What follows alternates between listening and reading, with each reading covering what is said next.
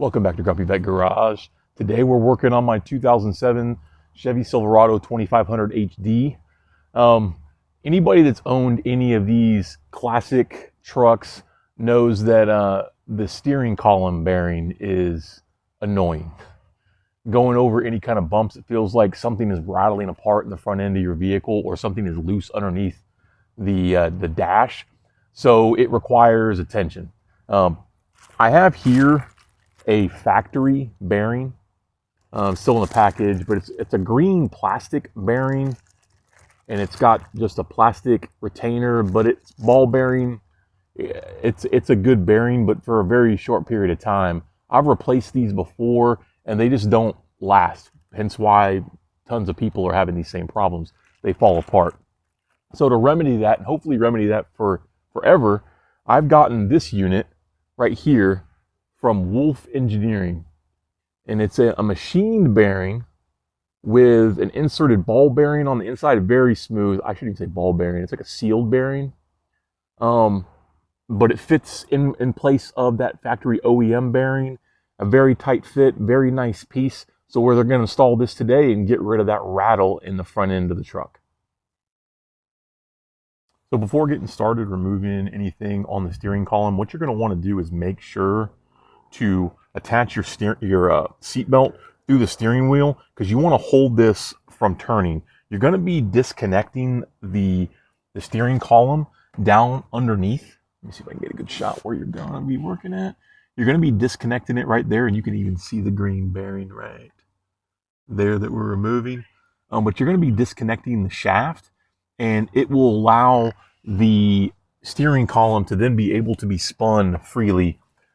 And just kind of quick overview of why it's important that you don't allow that to do it. There's actually a wired up harness inside your steering column called a clock spring. If you get that too tight by accidentally spinning it too far, you can actually break it, and then all of your controls on the steering wheel, your horn, all kinds of things don't work anymore. So that's why take the time, go ahead and run this through and stop that from spinning. So underneath the dash, where we're going to be working up in there, you can see is pretty tight area. So it doesn't say anything about it in the instructions, but this pedal assembly, I'm going to go ahead and remove it, get out of the way, and that should give us plenty of room to work on the right-hand side of the column to do all the work we need to do. To remove the pedal, the first thing we need to do is disconnect this harness from our electronic pedal. You'll pull back this tab, this red tab, and then you'll depress it and pull and disconnect the harness. Now that the harness is disconnected, there are two bolts that are holding the pedal to the bracket. And there's one here and then one on top. They're both 10 millimeter, and I'm gonna go ahead and disconnect those now. Two bolts and the pedal are removed. Now we can set this aside and then focus on removing the bracket. The bracket has 3 bolts that need to be removed. One here, one there, and then one down inside this hole. So you're going to need an extension for that, but I'm going to go ahead and remove that one too. Pedal bracket's disconnected with the 3 nuts that are all 10 millimeter. There is a clip on the harness right there that goes onto the side of the bracket right here. Just got to use a screwdriver, or in this case, I use a trim removal tool to kind of pop that out, and then you can set this aside. Next, we need to disconnect the cross bolt on the steering column. Let me see if I can point at it. It's right there below the bearing right there. On the nut side, it is 15 millimeter, and on the head of the bolt side, it is 13 millimeter. So we need to disconnect that and push the bolt out. As you can see, the bolt's removed. And now you can push the collapsible shaft down away from the steering column. And now we can start working on the bearing. Okay, so everything's been pretty easy up until this point, but getting the bearing out.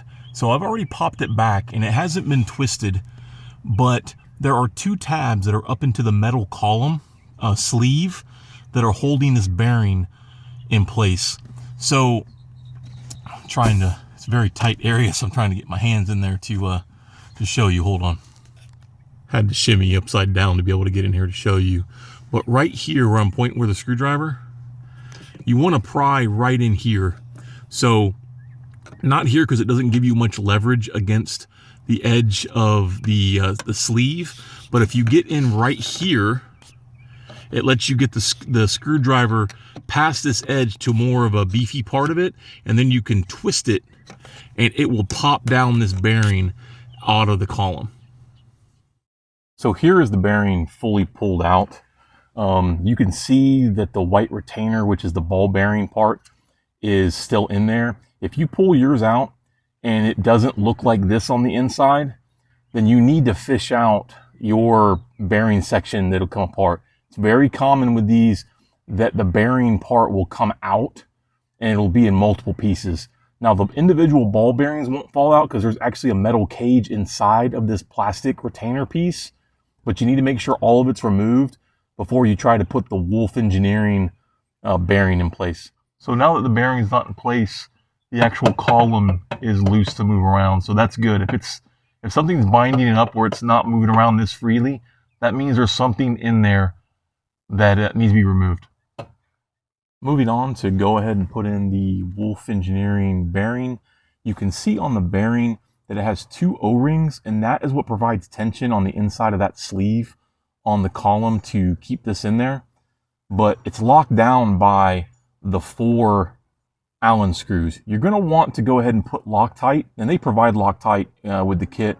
You want to put Loctite on them now to be ready for when you actually put them in. You're not fiddling around with Loctite underneath. So go ahead and prep yourself with putting some Loctite on these now.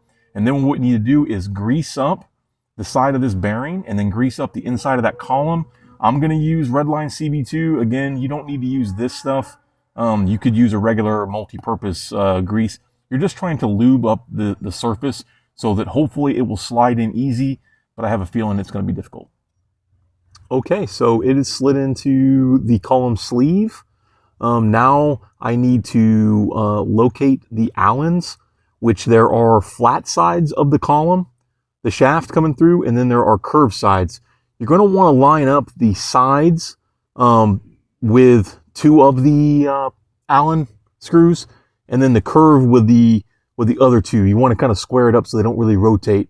As far as it being a fight getting into the column, I fully expected that it would be, but with the grease and just taking my time and kind of rotating it as I went in, it slid right into place. So there really isn't a fight as long as you properly lubricate the sleeve.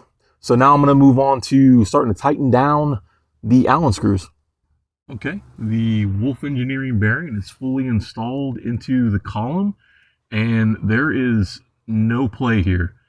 This is a very nice, tight bearing. I don't envision having any troubles with this. But now what we need to do is go ahead and reverse the steps of what we did to get to this point. So reconnect the column. Make sure that you hadn't turned the steering wheel, that it's still clocked the right position. Install your throttle pedal. Make sure to put in the harness back properly. You don't want it to chafe on the actual bracket. And then you should be good to go.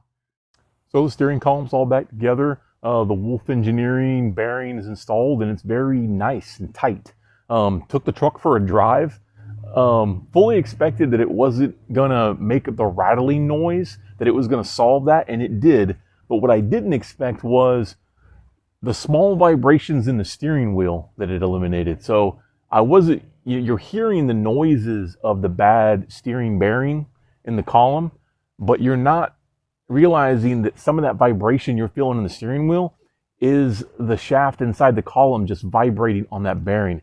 So I was pleasantly surprised by how just smoother in general the steering feels from installing the bearing. So that was a pleasant surprise.